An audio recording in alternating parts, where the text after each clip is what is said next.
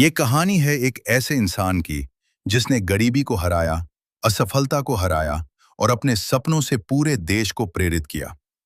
कल्पना कीजिए, एक छोटा सा लड़का सुबह 4 बजे उठता है, अखबार बांटता है और फिर स्कूल जाता है। उसके पास न पैसे हैं, न कोई बड़ी पहचान, न कोई खास सुविधा। लेकिन एक दिन वही लड़का भारत के सबसे बड़े पद, राष्ट्रपति तक पहुंच जाता है। सवाल यह है कि आखिर ऐसा क्या था उस लड़के में जो करोड़ों लोगों में नहीं था? क्या उसकी सफलता का राज किस्मत थी, या फिर एक ऐसा फैसला जिसने उसकी पूरी जिंदगी बदल दी? और सबसे हैरान करने वाली बात, जिस लड़के का सपना पायलट बनने का था, वो उस परीक्षा में फेल हो गया था। अगर उस दिन वो सफल हो जाता, तो शायद भारत को कभी अपना मिसाइल मैन नहीं मिलता। आज हम बात करेंगे डॉक्टर APJ अब्दुल कलाम की। वीडियो शुरू करने से पहले वीडियो को लाइक करें और चैनल को सब्सक्राइब जरूर करें। अब चलिए जानते हैं उस लड़के की कहानी जिसके पास पैसे कम थे लेकिन सपने बहुत बड़े थे। 15 अक्टूबर 1931 को तमिलनाडु के रामेश्वरम में एक साधारण परिवार में एक बच्चे का जन्म हुआ। उन्हें नहीं पता था कि उनका ये बेटा एक दिन भारत के इतिहास में अपना नाम सुनहरे अक्षरों में लिखेगा। जब दूसरे बच्चे सो रहे होते थे, तब छोटा अब्दुल कलाम सुबह सुबह उठकर अखबार बांटते थे। वह यह काम मजबूरी में नहीं, बल्कि अपने परिवार की मदद के लिए करता था। स्कूल, पढ़ाई और काम, इन तीनों को साथ लेकर चलना आसान नहीं था। उन्हें पता था कि उनकी परिस्थितियां कमजोर हो सकती हैं, लेकिन उनके सपने नहीं। हर सुबह अखबार बांटते हुए उनके मन में एक ही बात चलती थी, एक दिन उन्हें कुछ बड़ा करना है। और शायद यही सोच एक साधारण से लड़के को असाधारण बनाती है। लेकिन अखबार बेचने वाला यह लड़का सिर्फ मेहनती ही नहीं था, उसे पढ़ाई से भी बेहद प्यार था। और यही प्यार उसकी जिंदगी की दिशा बदलने वाला था।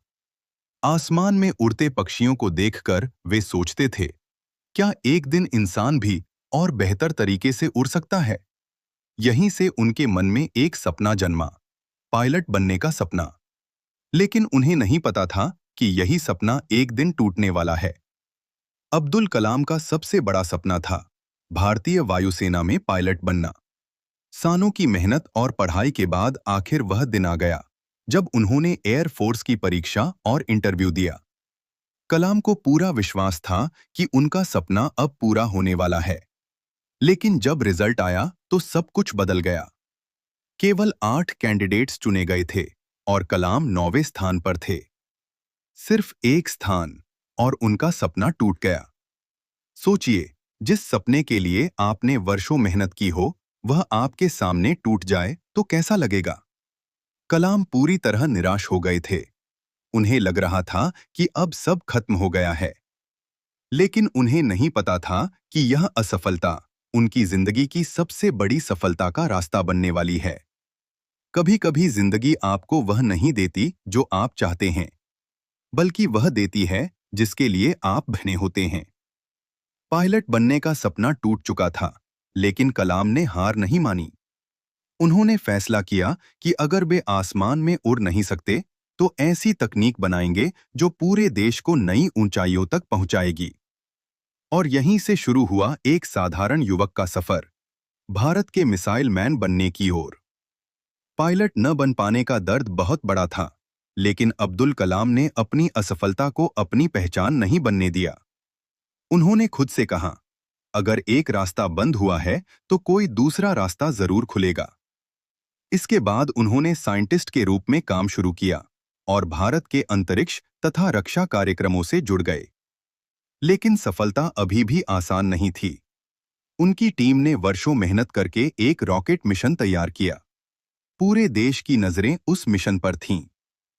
लॉन्च का दिन आया, काउंटडाउन शुरू हुआ, रॉकेट ने उड़ान भरी। लेकिन कुछ ही समय बाद मिशन असफल हो गया। सालों की मेहनत कुछ मिनटों में टूटती हुई दिखाई दे रही थी। पूरे देश में आलोचना होने लगी। ऐसे समय में बहुत से लोग हार मान लेते हैं, लेकिन कलाम ने नहीं।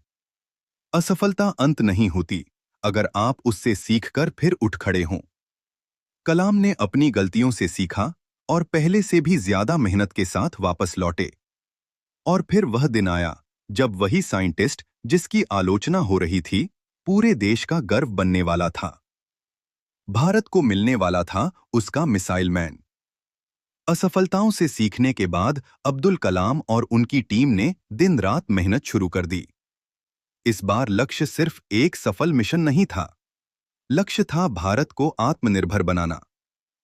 सालों की मेहनत रंग लाई। भारत ने एक के बाद एक मिसाइल परियोजनाओं में सफलता हासिल की। अग्नि और पृथ्वी जैसी मिसाइलों ने दुनिया को दिखा दिया कि भारत अब नई ऊंचाइयों की ओर बढ़ रहा है। असफलता अंत नहीं होती, अगर आप उससे सीखकर फिर उठ खड़े हों। कलाम ने अपनी गलतियों से सीखा और पहले से भी ज्यादा मेहनत के साथ वापस लौटे। और फिर वो दिन आया जब वही साइंटिस्ट जिसकी आलोचना हो रही थी, पूरे देश का गर्व बनने वाला था। भारत को मिलने वाला था उसका मिसाइल मैन। असफलताओं से सीखने के बाद अब्दुल कलाम और उनकी टीम ने दिन रात मेहनत शुरू कर दी। इस बार लक्ष्य सिर्फ एक सफल मिशन नहीं था, लक्ष्य था भारत को आत्मनिर्भर बनाना। सालों की मेहनत रंग लाई।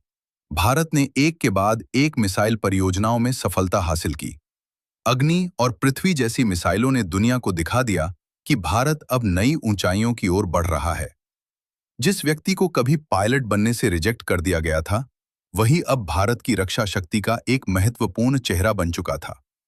पूरा देश उन्हें एक नए नाम से जानने लगा, मिसाइल मैन ऑफ इंडिया। जब सपने टूटते हैं तो दो रास्ते होते हैं, या तो हार मान लो या फिर इतना बड़ा बनो कि दुनिया तुम्हें याद रखे।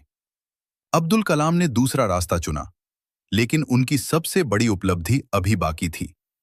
एक साधारण परिवार का लड़का जो कभी अखबार बेचता था, अब भारत के सबसे बड़े पद तक पहुंचने वाला था। राष्ट्रपति भवन के दरवाजे उसका इंतजार कर रहे थे। साल 2002।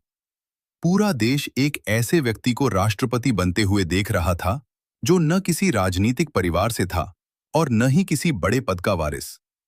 वह एक साधारण परिवार का बेटा था जिसने बचपन में अखबार बेचे थे और अपने सपनों के लिए संघर्ष किया था। डॉक्टर एपीजे अब्दुल कलाम भारत के 11वें राष्ट्रपति बने। यह सिर्फ उनकी जीत नहीं थी, यह उन करोड़ों लोगों की जीत थी जो साधारण परिस्थितियों से निकलकर कुछ बड़ा करना चाहते हैं। राष्ट्रपति बनने के बाद भी कलाम बिल्कुल नहीं बदले। उनकी सादगी, विनम्रता और देश के प्रति समर्पण पहले जैसा ही रहा। इसीलिए लोग उन्हें सिर्फ राष्ट्रपति नहीं, जनता का राष्ट्रपति कहते थे। महानता पद से नहीं आती, महानता आपके चरित्र और कर्मों से आती है।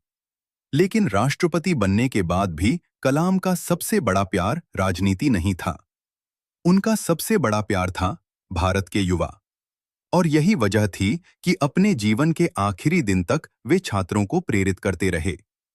राष्ट्रपति बनने के बाद भी डॉक्टर कलाम का दिल हमेशा छात्रों के बीच ही रहता था। वे मानते थे कि भारत का भविष्य किसी नेता या सरकार के हाथ में नहीं, बल्कि युवाओं के सपनों में छिपा है। जहां भी जाते, छात्रों से एक ही बात कहते, बड़े सपने देखो। उनका मानना था कि सपने वो नहीं होते जो हम सोते समय देखते हैं, सपने वो होते हैं जो हमें सोने नहीं देते। हजारों छात्र उनसे मिलकर प्रेरित होते थे।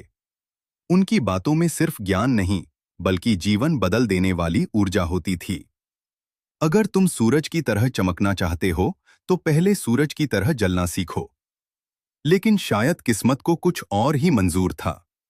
जिस इंसान ने पूरी जिंदगी युवाओं को सपने देखना सिखाया, उसकी जिंदगी का आखिरी पल भी युवाओं के बीच ही आने वाला था। 27 जुलाई 2015। डॉक्टर कलाम छात्रों को संबोधित करने के लिए एक कार्यक्रम में पहुंचे थे। वे मंच पर थे, युवाओं से भविष्य और सपनों की बात कर रहे थे। लेकिन अचानक उनकी तबीयत बिगड़ गई। उन्हें तुरंत अस्पताल ले जाया गया, लेकिन भारत ने अपना एक महान सपूत खो दिया। दुनिया से विदा लेने से कुछ मिनट पहले भी वे वही काम कर रहे थे जिसे वे सबसे ज्यादा प्यार करते थे, युवाओं को प्रेरित करना। शायद इसी वजह से उनका जीवन आज भी करोड़ों लोगों के दिलों में जिंदा है। डॉक्टर एपीजे अब्दुल कलाम की कहानी सिर्फ एक इंसान की सफलता की कहानी नहीं है। यह उन सभी लोगों के लिए एक संदेश है जो अपनी परिस्थितियों को देखकर हार मान लेते हैं। एक गरीब परिवार का लड़का जिसने बचपन में अखबार बेचे, जिसका सबसे बड़ा सपना टूट गया, जिसने असफलताओं का सामना किया, वही एक दिन भारत का मिसाइल मैन बना, राष्ट्रपति बना और करोड़ों युवाओं की प्रेरणा बन गया। उनकी जिंदगी हमें सिखाती है कि गरीबी आपकी शुरुआत तय कर सकती है, लेकिन आपका भविष्य नहीं। असफ 13 आपको रोकने नहीं, मजबूत बनाने आती है। सफलता पाने के बाद भी विनम्र रहना ही असली महानता है। जब भी आपको लगे कि आपकी परिस्थितियां आपके खिलाफ हैं, जब भी आपको लगे कि आपका सपना बहुत बड़ा है, जब भी आपको लगे कि एक असफलता ने सब कुछ खत्म कर दिया, तब डॉक्टर एपीजे अब्दुल कलाम को याद कीजिए, क्योंकि उनकी पूरी इस बात का सबूत है कि सपने वो नहीं जो आप सोते समय देखते हैं, सपने वो हैं जो आपको सोने नहीं देते। और शायद यही एक सपना एक साधारण लड़के को भारत का राष्ट्रपति बना गया। मिलते हैं अगली प्रेरणादायक कहानी में। तब तक बड़े सपने देखिए, मेहनत करते रहिए और कभी हार मत मानिए।